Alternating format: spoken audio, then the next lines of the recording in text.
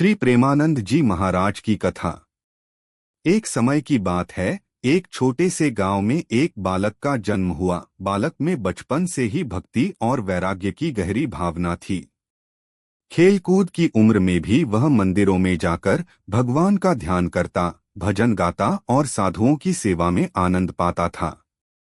यही बालक आगे चलकर सबके प्रिय श्री प्रेमानंद जी महाराज के नाम से प्रसिद्ध हुए।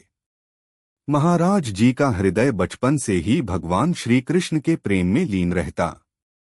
उन्होंने बहुत कम उम्र में संसार के मोहमाया से दूर होकर साधु संगति और भक्ति मार्ग अपनाया।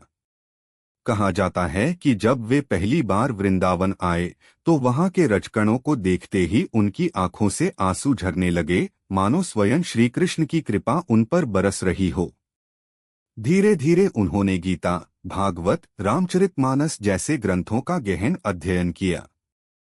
फिर एक दिन उन्होंने संकल्प लिया, अब जीवन का प्रत्येक क्षण प्रभु नाम, कथा और सेवा में ही अर्पित रहेगा।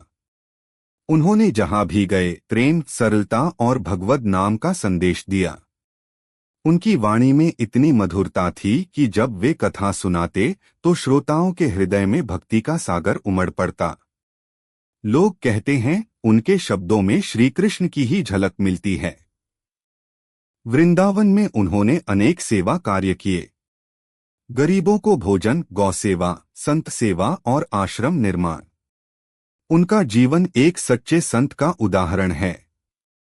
ना दिखावा, ना लोभ, सिर्फ प्रेम से भक्ति, भक्ति से प्रभु प्राप्ति का संदेश।